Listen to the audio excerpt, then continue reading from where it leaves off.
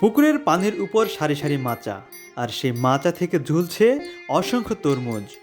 দূর থেকে দেখলে মনে হবে লাউ কিংবা কুমড়োর ফলন, কিন্তু কাছে গেলেই দেখা মিলবে ঝুলন্ত তরমুজের। মাদারীপুরের কালকিনি পৌরসভার ৩ নম্বর ওয়ার্ডের যুবক তরুণ কান্তির এই ব্যতিক্রমী উদ্যোগ। সার্জন পদ্ধতিতে তরমুজ চাষ করে কৃষিতে নতুন সম্ভাবনার স্বপ্ন দেখছেন তিনি। ছোটবেলা থেকে কৃষির প্রতি ছিল তার অন্যরকম ভালোবাসা। লাউ, কুমড়া, শাকসবজির পাশাপাশি মাছ চাষ করতেন তিনি।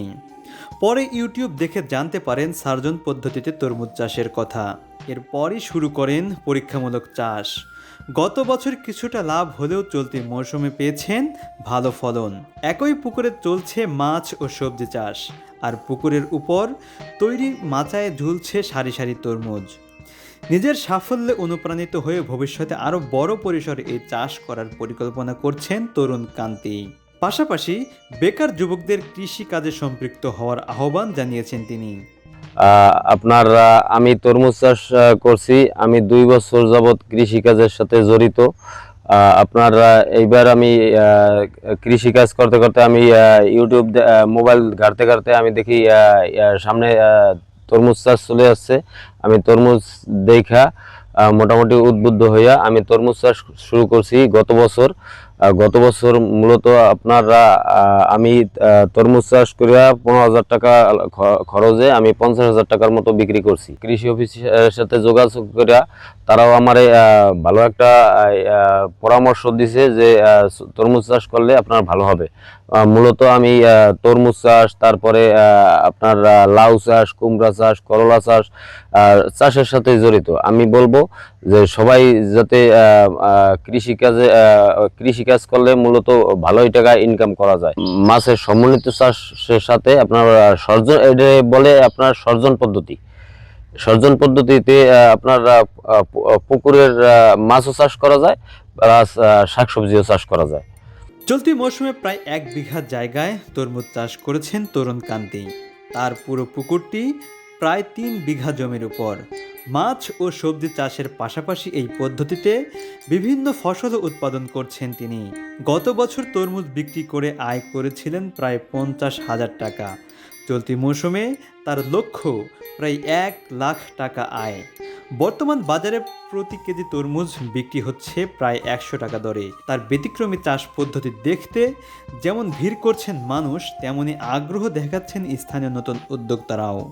আমি ইব্রাহিম সবুজ। আমি আমার পুকুরে মাছের সাথে আমি মুরগি চাষ করি, কিন্তু আমি কৃষি অফিসারের সাথে কথা বললাম, তিনি আমাদেরকে পরামর্শ দিলেন যে এই জায়গাটা ভিজিট করার জন্য। আমি এখানে আসলাম, দেখে যেটা বুঝলাম এবং দাদার সাথে কথা বললাম, উনি আমাদেরকে যেমনটি বললো যে এখানে মাছের সাথে উনি কৃষি চাষ করে লাভবান হয়েছে। এবং আমি যেটা দেখলাম যে আসলেই মাছের সাথে যে মুরগি পাস করলে যতটুকু লাভবান হওয়া যায়, তার চেয়ে এই কৃষি পদ্ধতিতে লাভবান বেশি হওয়া যায়। এটা অল্প খরচে বেশি লাভবান হওয়া যায় এবং প্রতি জমিতে এই কৃষি ফলন হওয়া যায়। বিশেষ করে তরমুজ এটা আমার কাছে সবচেয়ে বেশি আকর্ষণ মনে হলো, কারণ এটি গড় সিজনে কিন্তু তরমুজের দাম একটু বেশি পাওয়া যায়, যার কারণে এবং খেতেও সুস্বাদু মিষ্টি হয়, মানুষের চাহিদাও আছে। এই জন্য আমি এখন মাছের সাথে মুরগি চাষটা বন্ধ করে আমি চিন্তা ভাবনা করছি যে আমি মাছের সাথে ঝাঁকা দিয়ে এরকম আমি তরমুজ পালন করব। কেমিক্যাল মুক্ত ও নিরাপদ তরমুজের প্রতি আগ্রহ বাড়ছে ক্রেতাদের।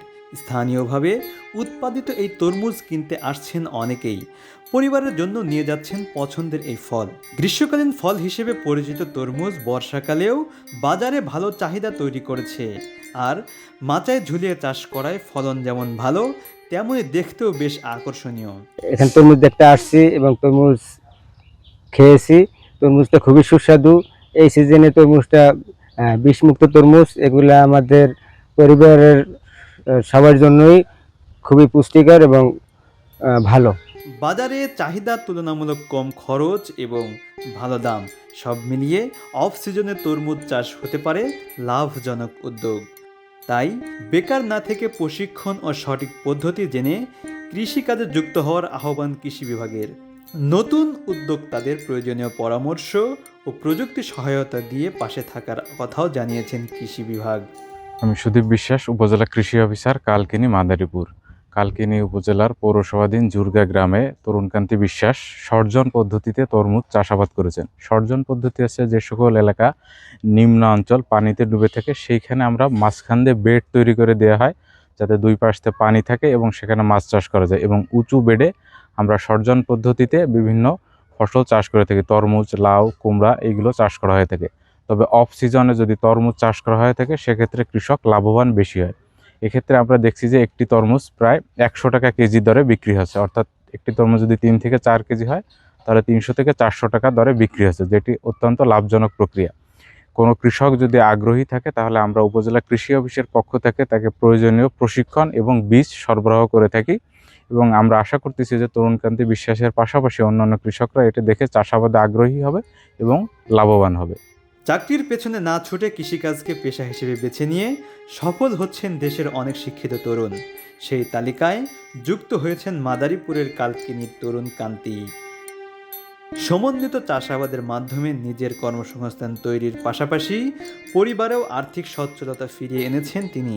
তার মতো তরুণদের উদ্যোগেই কৃষিতে তৈরি হতে পারে নতুন সম্ভাবনা।